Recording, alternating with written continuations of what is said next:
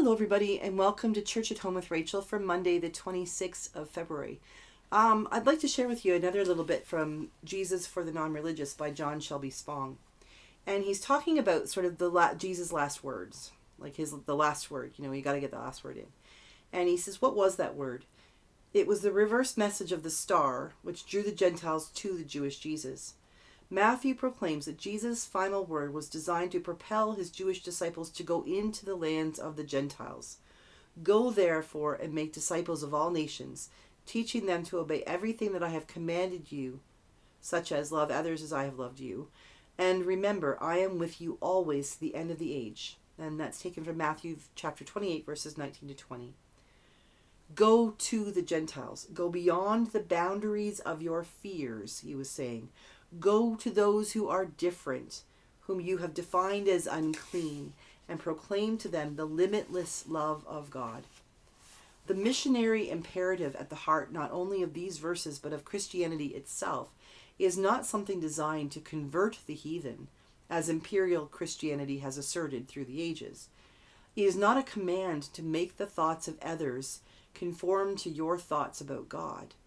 It is rather an invitation to enter the experience of a new humanity, a humanity expanded beyond tribal limits and thus beyond the quest for survival.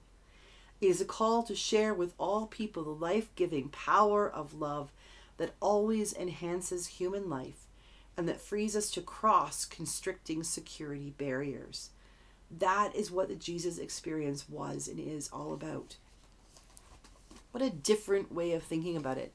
We have lots of Christians in North America who think it's all about going out and preaching the gospel to the heathen, to those great unwashed who have not yet heard of the good news of Jesus Christ, or if they've heard it, they haven't given themselves over. They haven't repented of their sin and learned to throw away everything else, especially if they believe in a different kind of God, and follow the one true Jesus Christ. What if that wasn't Jesus' intention at all? What if the whole go into nations thing wasn't so much about helping those poor people who haven't had the chance to learn the truth about Jesus and God and all that stuff, which is really hard when when a grade 3 student asks you the question, what about those poor people who never had the chance to hear about Jesus? Are they going to hell? Sort of makes you wonder, what did we do with that passage from Matthew that an 8 or 9-year-old would think that those poor people who never had a chance to hear a missionary tell them about Jesus would automatically go to hell? That never seemed fair to me. My thinking was like, no, God wouldn't do that. It's not their fault they didn't have a chance to hear the message. And then as I got older, then I got thinking, well, yeah, I had struggled with that in and of itself.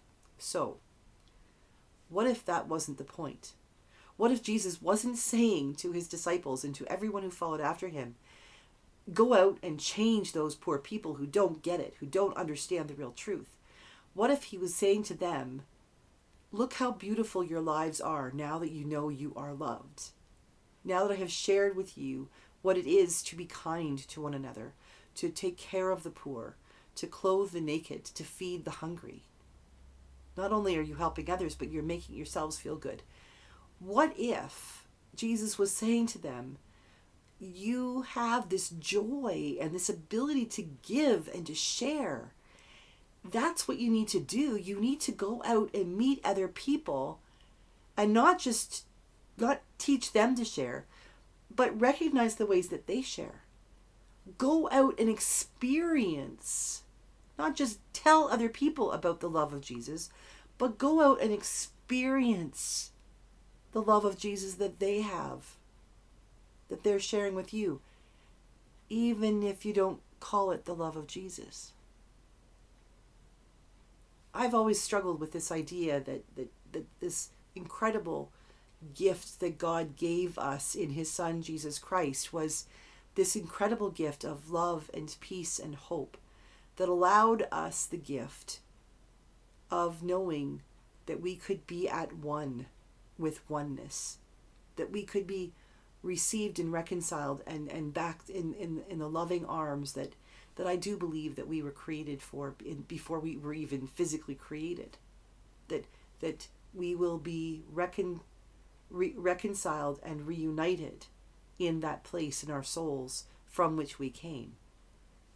And I struggle to believe that God would do that in a very particular geographical area and to a very particular geographical people rather than the rest of the world.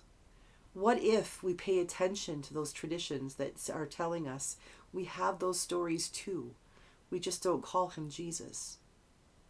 What if Jesus wasn't saying before he ascended into heaven, what if he wasn't saying to the disciples, go out and make sure that they're baptized? Go out and make sure that they know the doctrine of the church.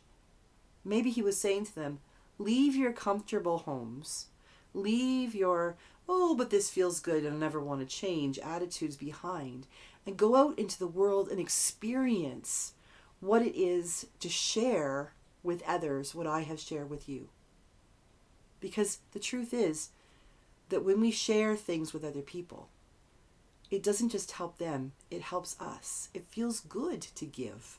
It feels good to share. And it also feels good to receive when those we share with give us something in return, whether it's appreciation or, we share a meal with them and they share hospitality with us. Whatever it might be, it becomes a reciprocal arrangement. It becomes a relationship. What if the whole point of what Jesus was saying when he said, go out into the nations and share this good news, wasn't about convert them because they're bad, but was about go out and be in relationship with them because they're good? What would happen if we as church approached what we do as we who are Christians who believe that we're called to share the good news? Why would I not tell somebody about the good news of Jesus Christ if it really has changed my life and made it better?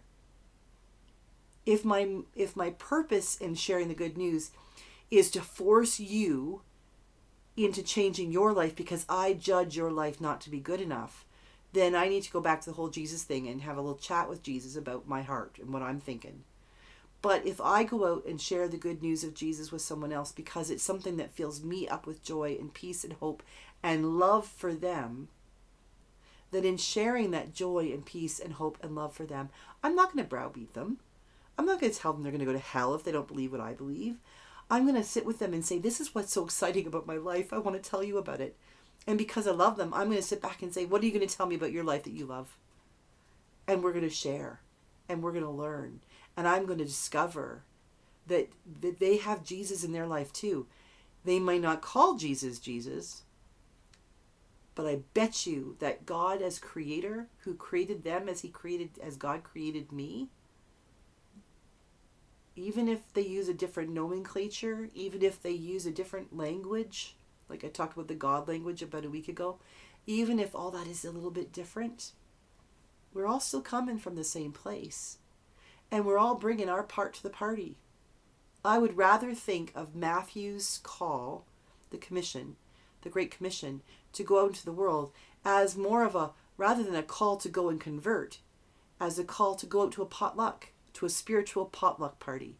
Have you ever been to a potluck lunch where everybody shows up with the gift that they have, what their favorite dish is? Sometimes you end up with only chili. Sometimes that happened in brownies. And sometimes you end up with only brownies because, it was Girl Guides. I went to a potluck when I was a Girl Guide one year. Everything was chili. The next year we had a potluck. Everybody bought brownies because everybody assumed everybody else was going to bring chili. Point being, either way, we had enough food for everybody and more. But what would happen if we thought about the Great Commission as the opportunity for a spiritual potluck?